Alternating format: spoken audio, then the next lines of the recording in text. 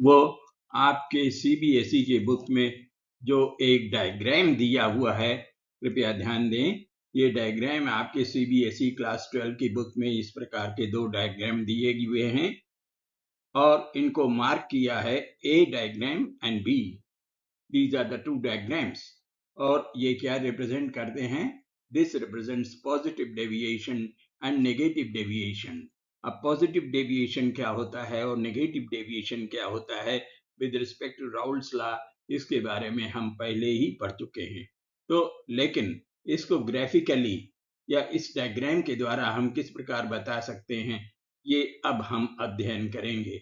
इस ग्राफ को विशेष रूप से समझना हमारे लिए या हम लोगों के लिए बहुत जरूरी है। तो अब आप देखिए, पहले हम पॉजिटिव डेविएशन बात करेंगे और पॉजिटिव डेविएशन में अगर हम ग्राफ को देखें तो क्या है, एक्स एक्सिस और वाई एक्सिस तो यूजुअली जैसा कि ग्राफ में होता है ही यहाँ पर, लेकिन एक्स एक्सिस में variation of mole fractions of 2 liquids are represented. 2 liquid के मोल फ्रैक्शन का बदलाव या किस तरह से उसमें परिवर्तन होता है एक्स एक्सिस में दर्शाया गया है। और आप ध्यान दें कि 2 लिक्विड जिसको कि नंबर 1 या 2 भी कहा गया है, लिक्विड 1 लिक्विड 2, और उनके वेपर प्रेशर को P1 और P2 से कहा गया है। तो इनके मोल फ्रैक्शंस का परिवर्तन या वेरिएशन किस प्रकार से दर्शाया गया है? लिक्विड 1 के लिए 0 कहाँ से स्टार्ट होता है? लेफ्ट हैंड साइड पर, और टोटल नंबर ऑफ मोल्स 1 वो राइट हैंड साइड पर है। और जैसा कि x1 इस एरो से भी दर्शाया गया है। और उसी प्रकार इसके विपरीत x2 दूसरे लिक्विड के लिए नंबर ऑफ मोल्स है या mole fraction left hand side पर 0, राइट हैंड साइड पर 0 है और लेफ्ट हैंड साइड पर 1 है। तो इस प्रकार से दोनों लिक्विड के मोल फ्रैक्शंस को या नंबर ऑफ मोल्स को हम वेरिएशन या परिवर्तन का हम अध्ययन कर सकते हैं एक ही ग्राफ में, एक ही डायग्राम में या इस डायग्राम में। अब आप देखिए, और वाई एक्सिस में तो वेपर प्रेशर जैसा कि यूजुअल होना चाहिए ये है, और ये प्रेशर वेपर प्रेशर की कोई भी यूनिट हो सकती है, एटमॉस्फेयर हो सकती है या ये बार हो सकता है, इस प्रकार के कोई भी यूनिट हो सकती है, लेकिन यूनिट जो एक यूनिट चुनी गई है, एक इकाई चुनी गई है, वही प्रत्येक के लिए अनिवार्य है। अब आप देखिए, vapour pressure against mole fraction यहाँ पर दर्शाया गया है। Mole fraction of both the liquids in pure state as well as in solution. तो देखिए, अब जरा विशेष ध्यान देने की जरूरत है। यहाँ पर इस डायग्राम में या ग्राफ में हम देख रहे हैं कि 3 हरी लाइंस, डॉटेड लाइंस है। There are 3 dotted lines differently. एक लिक्विड 1 के लिए है जो कि 0 से स्टार्ट होती है और 1 पर कंप्लीट होती है कहीं पर इस तरह से, दिस इज लिक्विड 1। और दूसरी लिक्विड 2 के लिए है जो कि 0, लिक्विड 2 के 0 से यानी राइट हैंड साइड से स्टार्ट हुई और क्रॉस करती है ऊपर वाई एक्सिस में कहीं पर, जबकि मोल नंबर ऑफ मोल्स 1 होते हैं। So number 1, a straight line, of course represented here through dotted lines, green dotted lines, और दूसरी भी है जो कि नंबर 2 लिक्विड दूसरे लिक्विड के लिए है, ये भी ग्रीन डॉटेड लाइन से है। और हम ये ग्रीन डॉटेड लाइंस को हम क्या देखते हैं, there is a linear variation. जैसे जैसे नंबर ऑफ मोल्स बढ़ते चले जाते हैं, वेपर प्रेशर बढ़ता चला जाता है। इस प्रकार के वेरिएशन को हम बोलते हैं लीनियर वेरिएशन।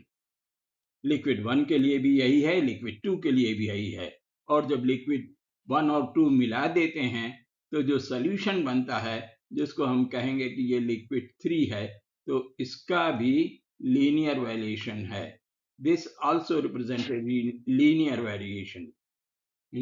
और ये लीनियर वेरिएशन का मतलब ये होता है कि जैसे जैसे मोल्स या मोल फ्रैक्शन बढ़ता जाता है, उसका वेपर प्रेशर बढ़ता जाता है। और ये किसमें होगा, क्यों होता है ये, अगर हम थोड़ा ध्यान दें तो हम बड़ी आसानी से मेक आउट कर सकते हैं कि this is according to Raoult's law, that the vapor pressure of volatile component is directly proportional to its mole or the mole fraction। जैसे जैसे मोल बढ़ता चला जाता है, नंबर ऑफ मोल्स, उसी प्रकार से ये वेरिएशन वेपर प्रेशर भी बढ़ता है।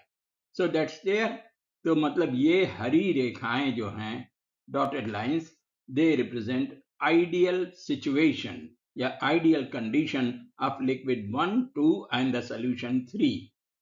अब आते हैं ब्लू लाइंस पर, और ब्लू लाइंस को अगर हम देखें तो हम क्या देखते हैं, that blue lines have certain curvature, सीधी नहीं है बल्कि ये इसमें एक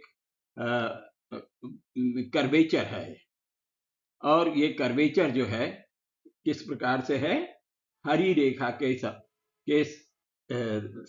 अनुसार वो ऊपर की तरफ है, ऊपर की तरफ है, ज्यादा है। यानी वेपर प्रेशर 0 से शुरू हुआ और ये 1 पर होता है, लेकिन बीच में धीरे धीरे करके बढ़ता जाता है, reaches to a maximum at a particular point. For liquid 1 it is P1, and for liquid 2 also it is P2, जिसको कि यहाँ पर P2 से दर्शाया गया है।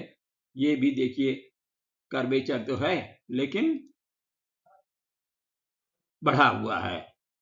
This represents an elevation in boiling point, elevation in vapor pressure, vapour pressure का बढ़ जाना। So this is P1 and P2। तो ये एलिवेशन या जो वेपर प्रेशर बढ़ा है सीधे क्रम में नहीं है, ये मोल फ्रैक्शन या नंबर ऑफ मोल्स के आधार पर ये ज्यादा होता है, और ये उस स्थिति को बताता है कि सॉल्यूशन या लिक्विड जो भी है वो राउल्स लॉ को फॉलो नहीं करता। Means this represents an non ideal situation. ये दोनों कर्व्स जो हैं ये नॉन आइडियल कंडीशंस में बताते हैं। एंड क्योंकि ये ऊपर की ओर बढ़ा है, वेपर प्रेशर ज्यादा हो गया है, therefore we call it as positive deviation. अब चलिए सॉल्यूशन को अगर हम देखें तो सॉल्यूशन जब दोनों लिक्विड्स इस तरह से मिलाए जाते हैं और इस प्रकार का कर्व में ये वेपर प्रेशर में अधिकता होती चली जाती है, तो इसको क्या कहा जाता है, this is known as positive deviation for solution also, and that is how we represent the positive deviation in a liquid। अब आप एक चीज और ध्यान देने की जरूरत है विशेष रूप से, और वो देखिए यहाँ पर जहां दोनों लिक्विड एक दूसरे को, प्योर लिक्विड्स, ग्रीन लाइन की बात कर रहे हैं, एक लिक्विड्स दूसरे लिक्विड को कहीं पर क्रॉस करते हैं, and there is an intersection point. यहाँ पर कोई बिंदु है जहां पर कि ये एक दूसरे को क्रॉस करते हैं, काटते हैं, we call it as point of intersection. तो अब यहाँ पर ये देखिए, यहाँ पर at point of intersection the number of moles of the two liquids are different, but how about the vapour pressure? Vapour pressure का क्या हुआ? वेपर प्रेशर इस पर लगभग सीधा है। Of course, it is not properly drawn here. You can draw it properly and get the point over here on the y-axis as vapor pressure. तो vapour pressure वही है लेकिन मोल फ्रैक्शन अलग अलग है। अब हमको ये समझना पड़ेगा ये क्यों होता है। उसका मुख्य कारण ये है, it depends upon the structure, molecular structure of the liquids। AA या BB इंटरेक्शन, या A के लिक्विड 1 का इंटरेक्शन और लिक्विड 2 का इंटरेक्शन उसकी मॉलिक्यूलर स्ट्रक्चर के बारे पर निर्भर करता है। इसलिए यद्यपि वेपर प्रेशर वही है लेकिन मोल फ्रैक्शन अलग अलग है। That is about the positive deviation. Now let us move to the negative deviation. अब नेगेटिव डेविएशन के बारे में तो इसको बहुत ही सरल से हम समझ सकते हैं कि ये x y ये तो हम समझ चुके हैं, लेकिन एक ही चीज यहाँ पर ध्यान देने की बात है कि ये P1 P2 और vapour pressure of the solution, इसमें क्या है, कर्वेचर तो है, जो लाइन है blue lines or purple lines, whatever you call it, it is having a depression, नीचे की ओर है, आइडियल सॉल्यूशन के कंपैरेटिवली ये नीचे की ओर है, and therefore we call it as a negative deviation from Raoult's law. तो जो कुछ भी हमने पढ़ा है वो डायग्रामेटिकली इस प्रकार से दर्शाया गया है। और जहां तक मोल फ्रैक्शन और वेपर प्रेशर और किसे इसको डायग्राम किया, ये तो हम पहले ही पढ़ चुके हैं, अभी पिछले पॉजिटिव डेविएशन में हमने बताया भी है। ओके, अब ये जरूरी इसलिए है कि इस पर क्वेश्चन आते हैं, जेईई में भी आते हैं, नीट में भी आते हैं, और भी किसी दूसरी प्रतियोगी परीक्षा में पॉजिटिव और नेगेटिव डेविएशन पर क्वेश्चन आते हैं, और ग्राफ भी इसी तरह से दर्शा करके कोई भी प्रश्न पूछा जा सकता है। इसलिए इसको विशेष प्रकार से हमें समझना होगा, और पॉइंट ऑफ इंटरसेक्शन और पॉजिटिव और नेगेटिव डेविएशन जो कुछ भी है, जो कुछ भी हमने अभी चर्चा की है, उसको आप विशेष प्रकार से पुनः देखें, समझें, पढ़ें, और अपनी किताब में भी इसके बारे में देखें। Okay, thank you.